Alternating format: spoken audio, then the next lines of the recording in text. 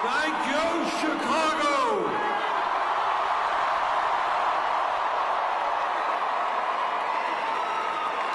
It is nice to have a gathering with a few friends. A small, intimate, quiet get-together. What a turnout, and thank you so much for being here. Let me thank the Tommy's Reunion Choir.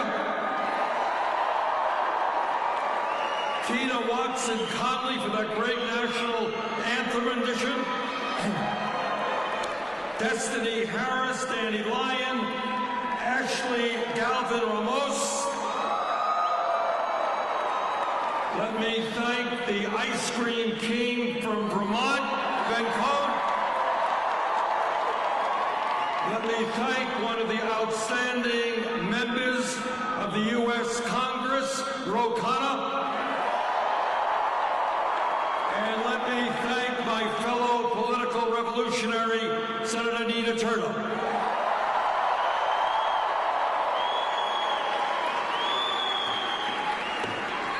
We are gathered here tonight to complete the political revolution we started 3 years ago.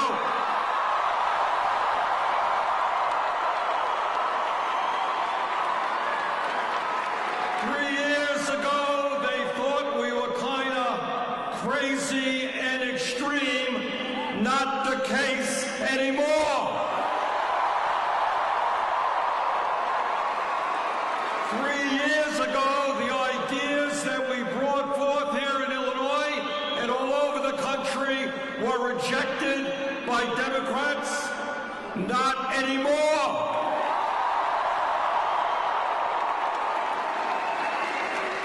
We have begun the political revolution, and now we're gonna complete it.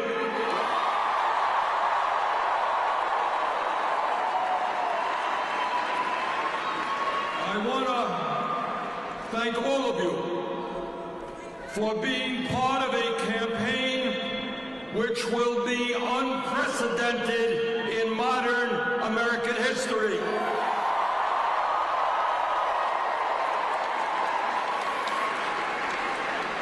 Our campaign is not only going to win the Democratic nomination, we are not only going to defeat Donald Trump,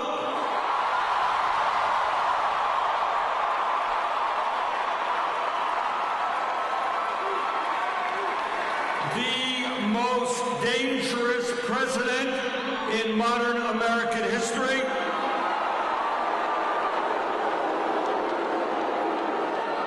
But with your help, we're going to do more than that. We're not only going to defeat Trump, we're going to transform the United States of America.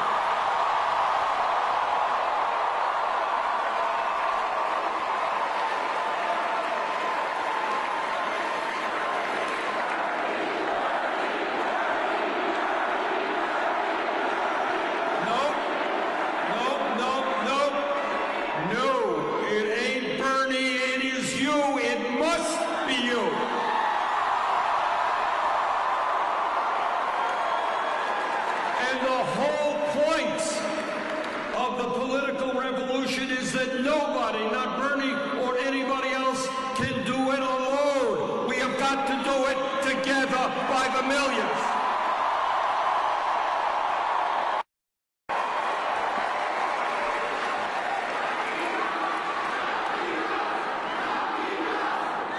Now we're talking.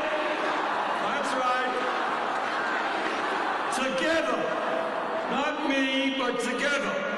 We are going to finally in this country create an economy and government that works for all of us, not just the 1%.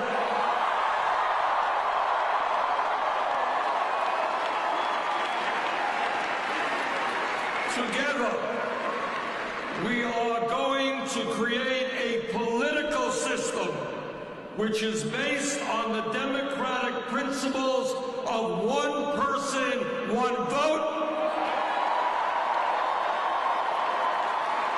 and end a corrupt political system in which billionaires are buying elections.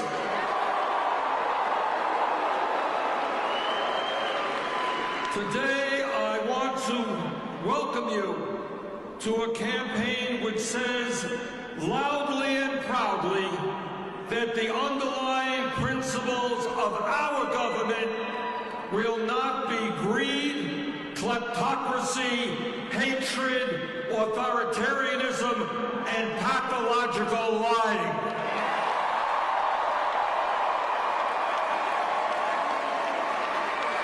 The principles of our government will not be racism, sexism, xenophobia, homophobia, and religious bigotry.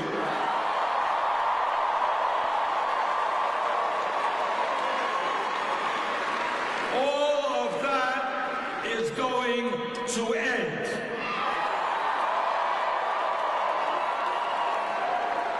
The principles of our government will be based on justice,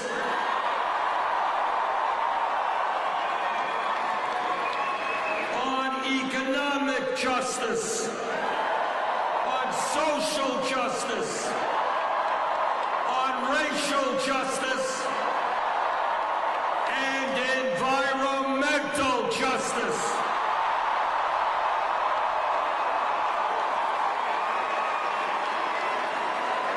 Today, I want to welcome you to a campaign which tells corporate America, the billionaire class, and the other powerful special interests who control so much of our economic and political life that we will no longer tolerate their insatiable greed.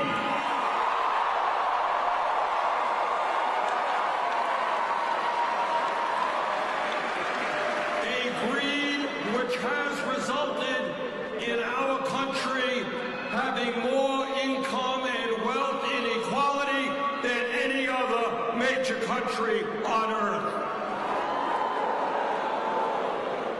Now, I understand that it is not talked about too much in Congress or in the media, but in my view, we can no longer stand idly by and allow 3 families in this country to own more wealth than the bottom half of America.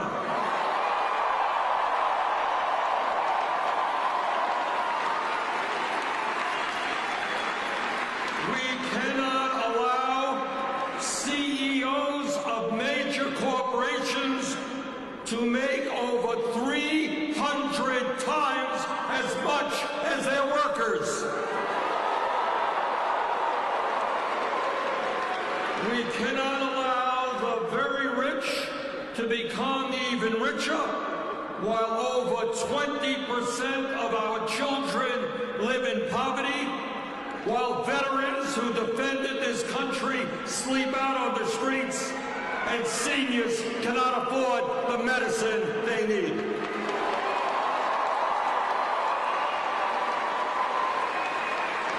We will no longer accept 46% of all new income going to the top 1%, while millions of Americans are forced to work 2 or 3 jobs just to survive, and over half of our people live paycheck to paycheck.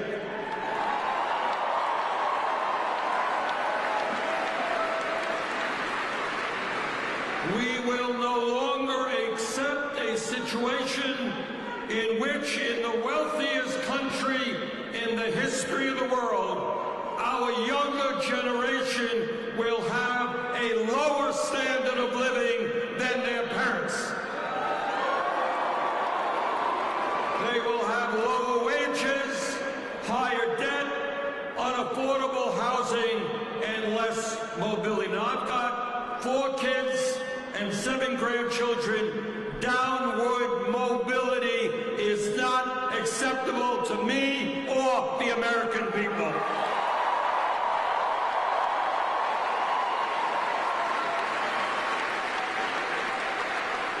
Today, we launch the political revolution.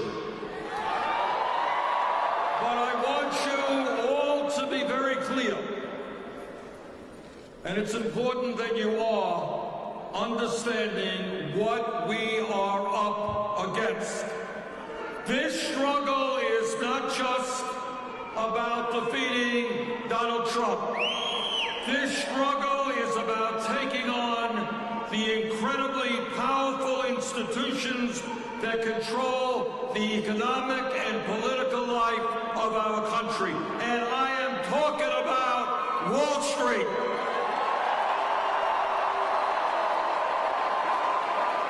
I am talking about the insurance companies and the drug companies and the fossil fuel industry and the military-industrial complex and the prison-industrial complex. Brothers and sisters, there is too much concentration of wealth and power in this country, and this is a fight we are not going to run away from.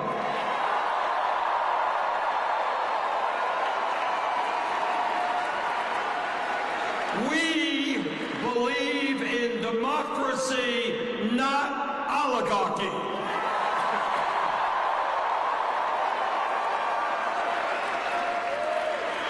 Today, we say to the private health insurance companies, whether you like it or not, the United States will join every other major country on earth and guarantee health care to all people as a right.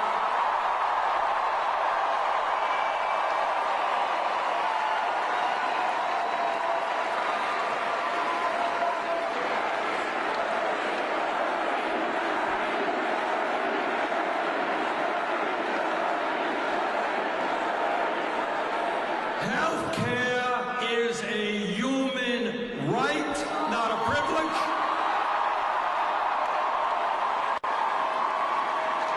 And together, we will pass a Medicare for all single-payer program.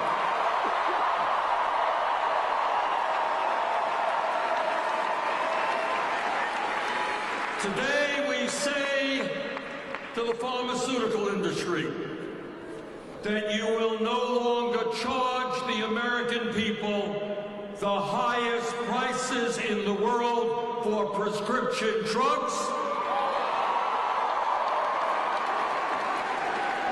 The result being 1 out of 5 Americans cannot afford to buy the medicine their doctors prescribe. How crazy is that?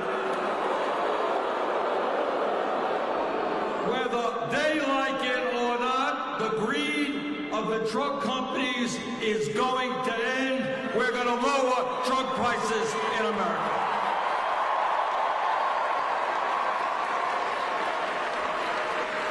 Today we say to Walmart and the fast food industry and other low-wage employers, stop paying your workers starvation wages.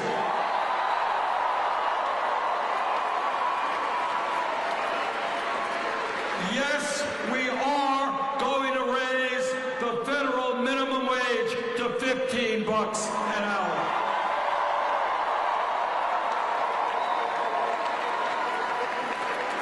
It is not a radical idea to suggest that anyone in America who works 40 hours a week should not be living in poverty.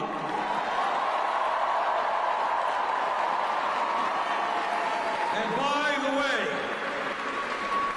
because we understand that the future of the American middle class is tied into the growth of trade unions, we're going to make it easier for workers to join unions, not harder.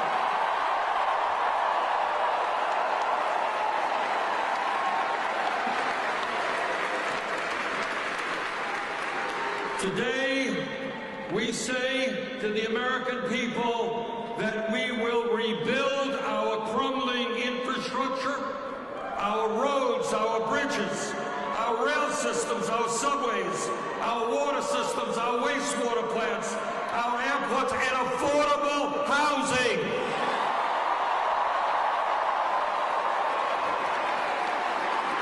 And when we do that, when we put our people to work rebuilding this country, we create up to 13 million good-paying jobs.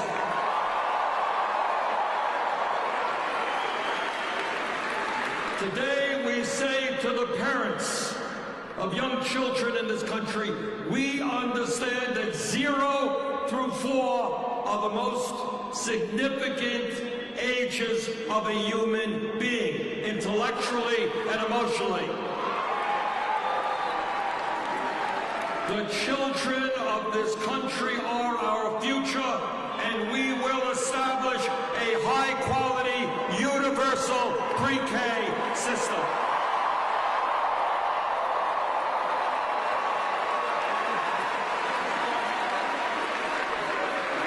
Today, we say to the young people that we want you to get the best education that you can, regardless of the income of your family.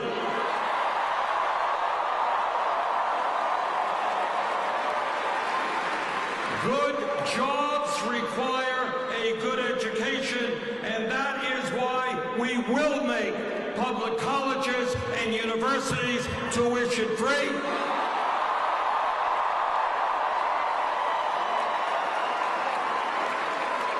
And we will end the absurdity of millions of our people forced to pay high interest rates on outrageously high student loan debt.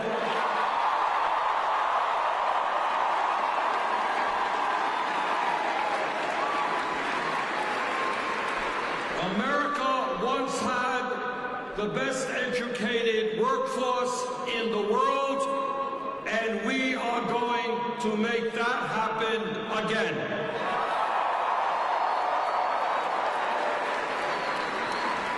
Today, we say to our senior citizens, we understand you cannot survive on $12,000 or $13,000 a year Social Security.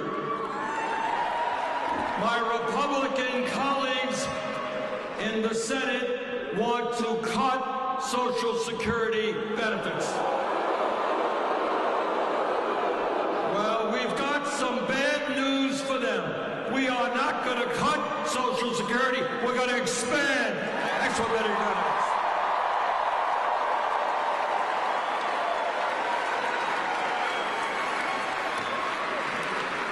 Today, we say to Donald Trump and the fossil fuel industry that climate change is not a hoax.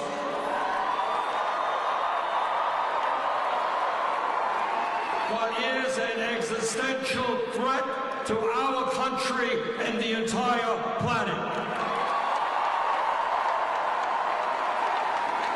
And we intend to transform our energy system away from fossil fuel into energy efficiency and sustainable energy. And in the process, we will create millions of good-paying jobs.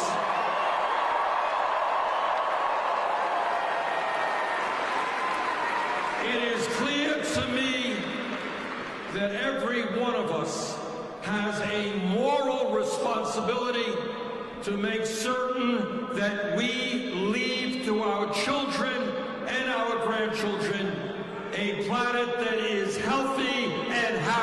That's a moral responsibility.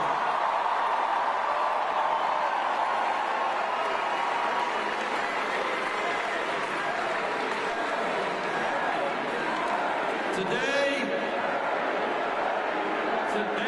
we say to the American people that instead of demonizing the undocumented immigrants in this country,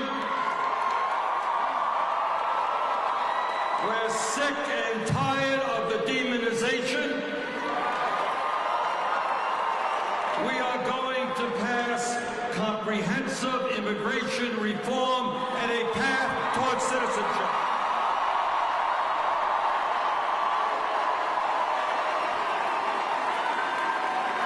We are going to provide legal status to the 1.8 million young people eligible for the DACA program.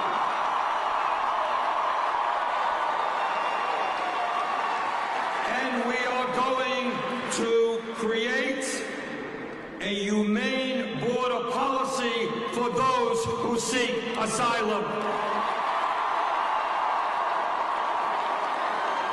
The United States of America must never be a country that snatches tiny babies from the arms of their mothers.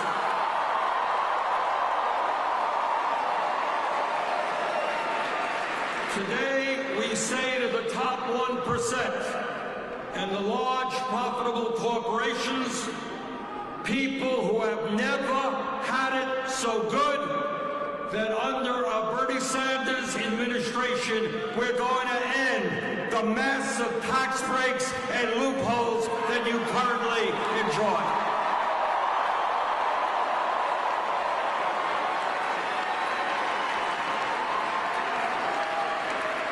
We will no longer accept the absurd situation where large corporations like Amazon, Netflix, and General Motors pay nothing in federal income tax.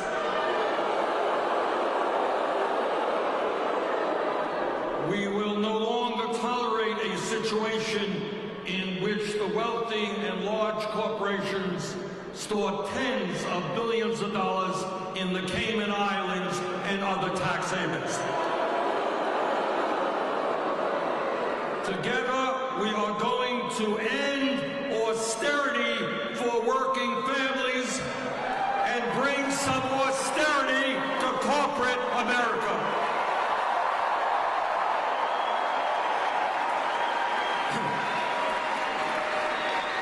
Today we say to the military-industrial complex that we will not continue to spend $700 billion a year on the military.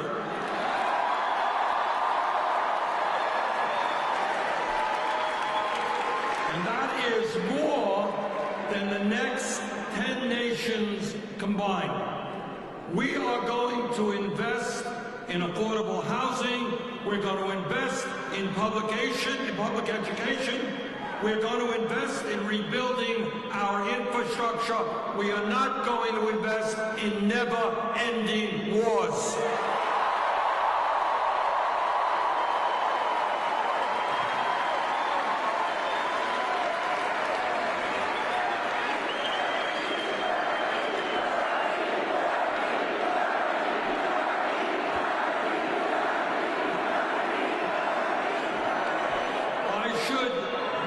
To you that this morning, as it happens, I was in Selma, Alabama, to commemorate the 54th anniversary of Bloody Sunday, when civil rights demonstrators were beaten as they marched to the state capitol. They were beaten, and my congressional colleague, John Lewis, was almost killed in that demonstration 54 years ago because people wanted the right to vote. And I must say that it is incomprehensible to me that in the year 2019, We continue to have a president, a Supreme Court, and Republican governors who still are trying to deny people of color and poor people the right to vote.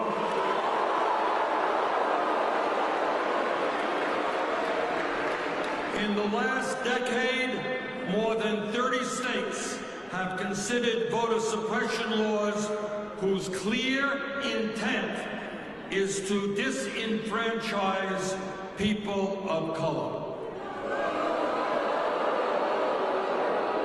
How pathetic, how cowardly is that? Together, we will end voter suppression in this country.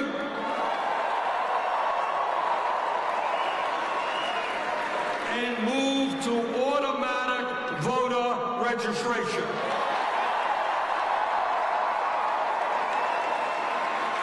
If you are a citizen and 18 years of age, you are registered to vote. End of discussion.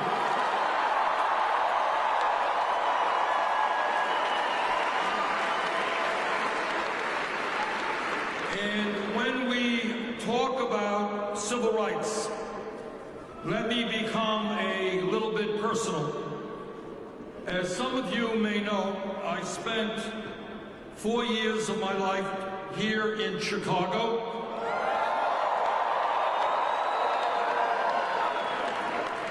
In the early 60s as a 20-year-old transfer student to the University of Chicago.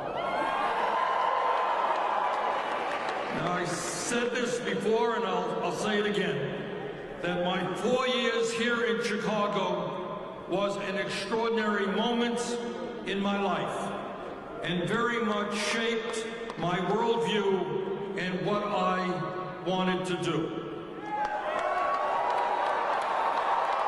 I should also say that while the University of Chicago was and is an excellent school, the truth is that I learned a lot more off campus than in my classrooms. Now, that doesn't mean that you shouldn't go to your classes. As someone who came from a working class family that didn't have a lot of money, Chicago provided me, for the first time in my life, the opportunity to put two and two together in understanding how the real world worked, to understand what power was about in this country and who the people were who had that power. Those years enabled me to understand a little bit about how wars get started, to learn about racism and poverty and other social ills. My years here in Chicago gave me the opportunity to become involved in the civil rights movement, in the labor movement, in the peace movement, and in electoral politics. So thank you, Chicago, for that opportunity.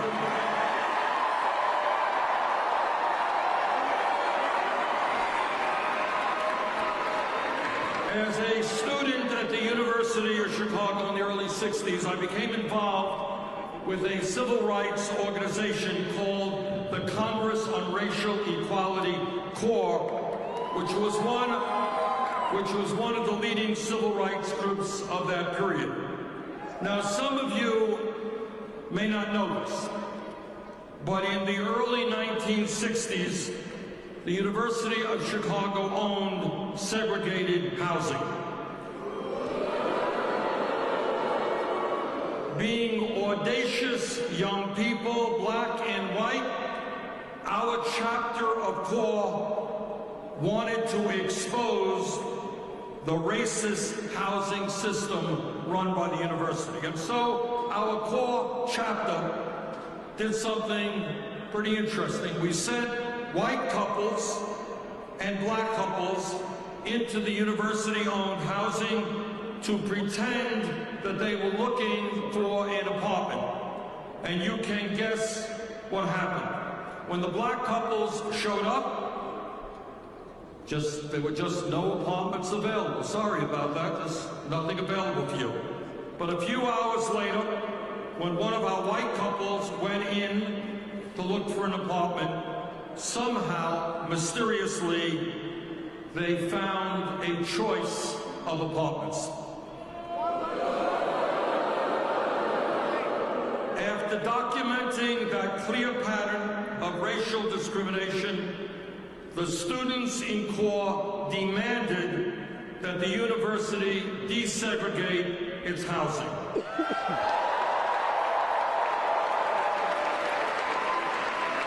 When they refused, we staged one of the first ever civil rights sit-ins in the North.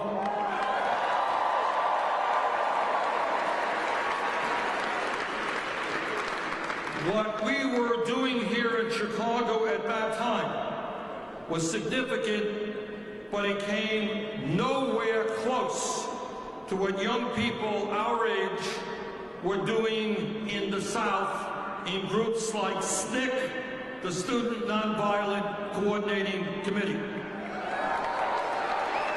We were protesting. They were putting their lives on the line, and some of them, in fact, were murdered. In 1963, I, along with a busload of other students from Chicago, took a 600-mile ride to Washington, D.C. for what remains in my mind an unforgettable day. We went to the nation's capital to participate in the March on Washington for Jobs and Freedom.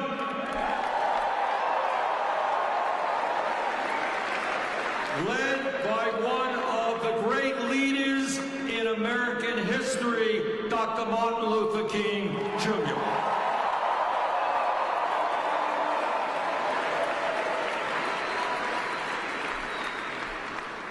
I had the honor of being there to hear him deliver his now famous "I Have a Dream" speech, and that was a day I have never forgotten.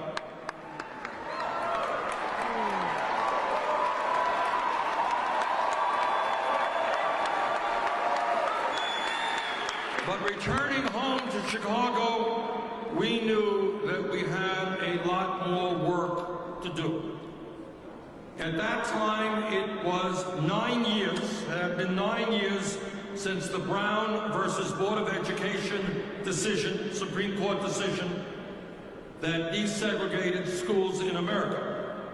But the school officials here in Chicago at that time had still refused to meaningfully desegregate the city's public schools. Black schools were overcrowded and underfunded, with many students forced to share chairs and desks. Meanwhile, a report at that time found over 380 white classrooms were completely empty. But instead of putting black children in those empty classrooms, the school officials decided to put old trailers, you know what old trailers look like? Put old trailers on the black school grounds. And those trailers were called Willis wagons after the Chicago school superintendent of that time, Mr. Benjamin Willis. Those trailers were a monstrosity. Students would boil in the heat and freeze in the cold. They were infested with rats. They were an insult and a disgrace. And the community fought back.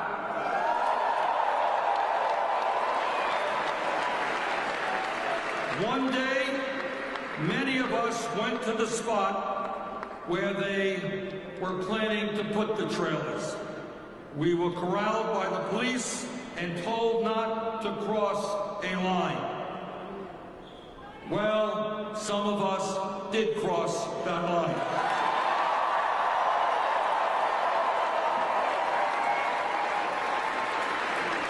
And, of course, we were arrested. And we spent that night in jail until we were bailed out in the morning by the NAACP. Now, the reason I tell you all of this is because my activities here in Chicago taught me a very important lesson that I have never forgotten. And that is that whether it is the struggle against corporate greed, against racism, sexism, homophobia, environmental devastation, or war and militarism, real change never takes place from the top on down. It always takes place from the bottom on up.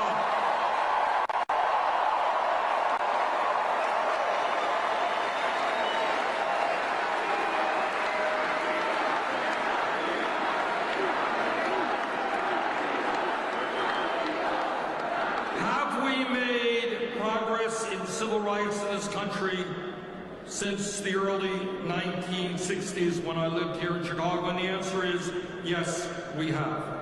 But do we still have a very, very long way to go to end the institutional racism which permeates almost every aspect of our society? And the answer is absolutely.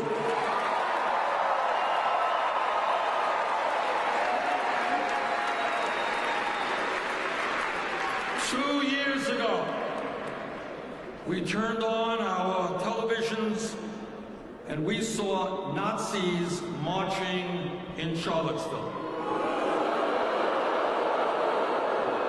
Nazis marching in the streets of the United States. We have in recent years seen a major spike in hate crimes against blacks, against Muslims, against the gay community, against Jews, against Latinos, and other minorities. And over the last number of years, we have seen a terrible level of police violence against unarmed people in the minority community. Laquan McDonald, Sandra Bad, Michael Brown, Rekia Boyd, Eric Garner, Walter Scott, Freddie Gray, and many, many others, people of color, killed by police who should be alive today. Furthermore, we know that African Americans are twice as likely to be arrested and almost 4 times as likely to experience physical force in an encounter with the police. Today, black men are sentenced to 19% more jail time for committing the exact same crime as white men, and African Americans are jailed at more than 5 times the rate of whites. All of this and more is why we are finally going to bring about real criminal justice reform in this country.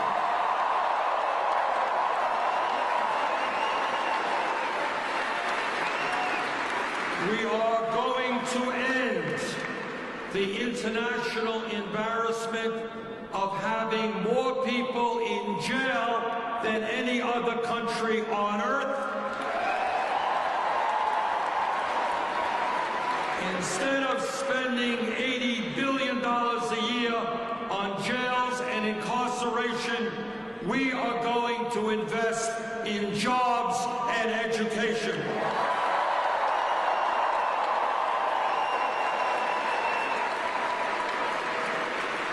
No more private prisons and detention centers.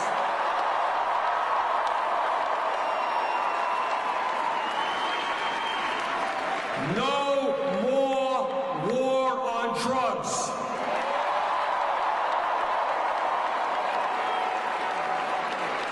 No more keeping people in jail because they are too poor to afford cash bail.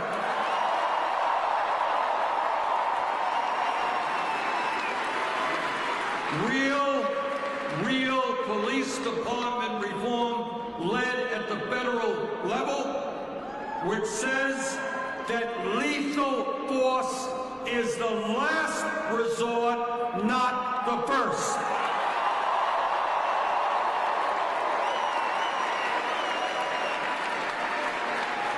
And by the way, when we talk about criminal justice reform, we are going to change a system in which tens of thousands of Americans every single year get criminal records for possessing marijuana,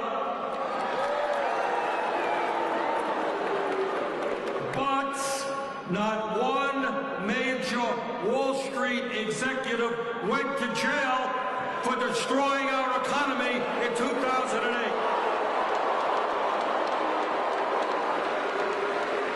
No, they didn't go to jail. They got $1 trillion bailout. Our campaign, as you know, is about fundamentally ending the disparity of wealth and power in our country when so few have so much and so many have so little. But as we do that, we must end the disparity within the disparity. Today, the average black family has 1/10 the wealth of the average white family. Today, the infant mortality rate in black communities is more than double the rate for white communities, and the death rate for cancer and almost every disease is far higher for blacks. Black women are 3.5 times more likely to die from pregnancy than white women. Today, Flint, Michigan is still without new pipes for clean water. And it's not just Flint. There are thousands of other communities, often minority communities, where the water that people are drinking, the air that people are breathing, is not fit for human beings. Today, redlining prevents black-owned businesses from getting the loans they need, and predatory lending results in higher interest rates in the African-American community. Whether it is a broken criminal justice system or massive disparities in the availability of financial services, or health disparities, or environmental disparities, or educational disparities, our job is, and we will, create a nation in which all people are treated equally.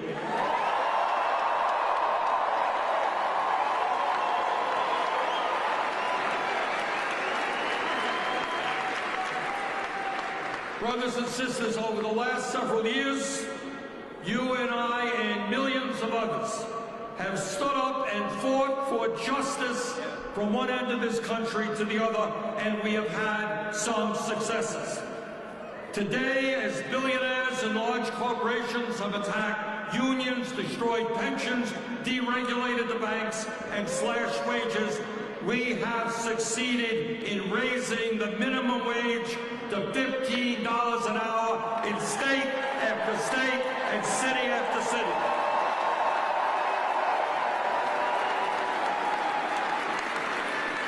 And we have forced large corporations like Amazon and Disney to do the same, to pay their workers a living wage. And as teachers all over this country have stood up and fought for a decent education for their kids, we have supported them as they went out on strike.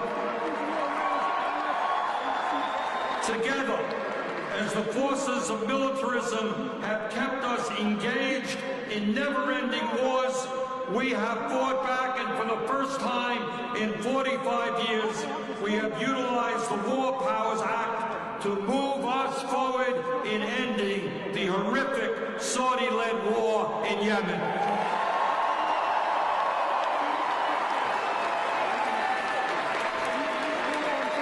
Together, as so many of our young people have received criminal records for nonviolent offenses, we have fought to end the war on drugs, and we have seen state after state decriminalize marijuana or legalize marijuana.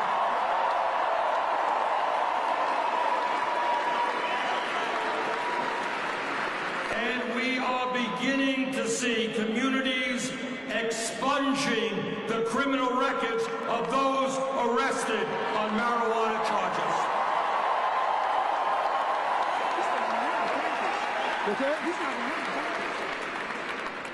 We have won some victories, but our struggles have certainly not always been successful.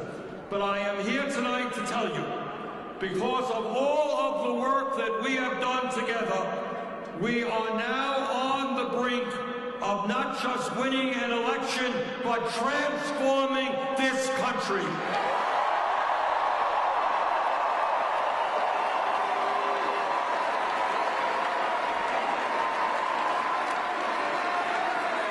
And let me tell you what that transformation will look like when we are in the White House.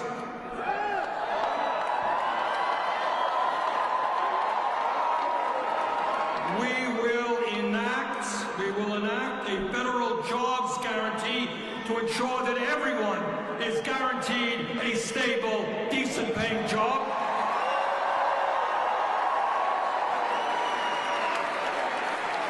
There is more than enough work to be done in this country. Let's go out and do it and put people in those jobs.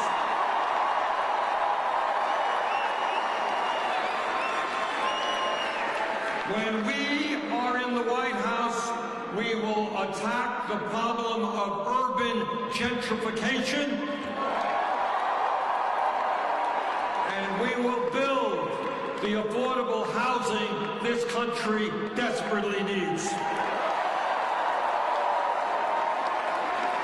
When we are in the White House, we will end the decline of rural America, reopen those rural hospitals that have been closed, support family-based agriculture, and make sure that our young people have decent jobs so that they do not have to leave the small towns they love and where they grew up. When we are in the White House, we will move aggressively to end the epidemic of gun violence in Chicago and in this country.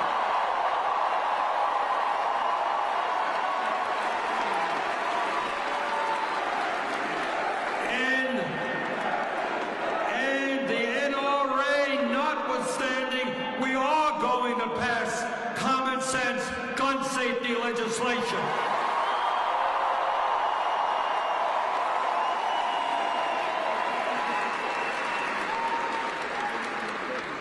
When we are in the White House, we are going to protect a woman's right to control her body.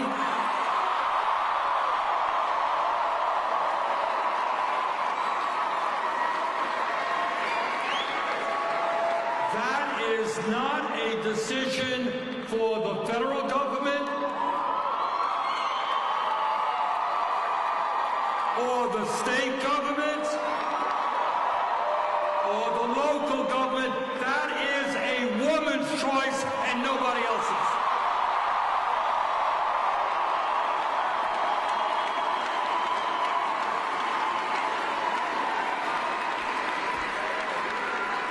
Brothers and sisters, we have an enormous amount of work in front of us, and the path forward will not be easy because the big money interest will do everything they possibly can to protect their financial interests. And they have an unlimited amount of money at their disposal. But it is an interesting point to make that they may have an unlimited amount of money, but we have something they don't have and never will have, and that is a united people.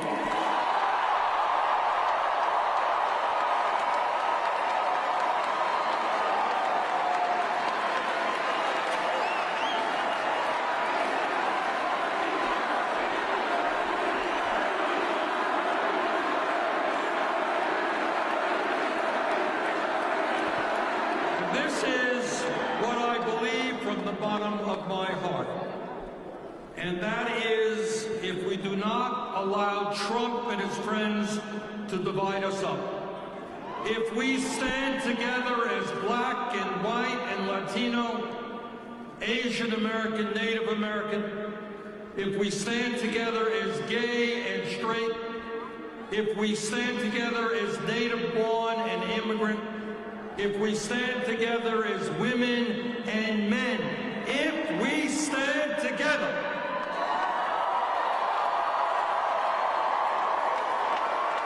if we stand together, urban and rural, north, south, east, and west, if we understand that there really is no such thing as a red state or a blue state, but that we are a nation in which in every single state, the majority of working people are struggling hard to provide a decent life for their kids.